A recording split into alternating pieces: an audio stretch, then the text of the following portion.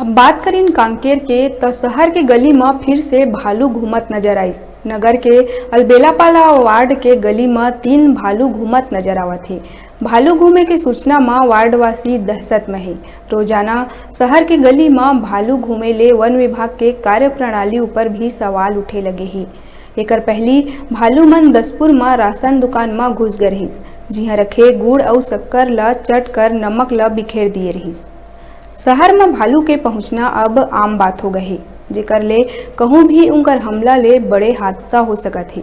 लेकिन वन विभाग ये कति ध्यान नहीं देवत है, न ही भालू मन ला रिहायशी बस्ती में आए ले रोक पावत है। हालांकि कुछ साल पहली ठेलका बोर्ड पहाड़ी ले लेके शिवनगर पहाड़ी तक जामवन परियोजना के तहत भालू के आवास क्षेत्र बनाए गए हैं, लेकिन यहाँ भी भालू बर पर्याप्त भोजन मिलत नहीं नजर आवत है, जेकर कारण भालू रिहायशी बस्ती कति रुक करत है।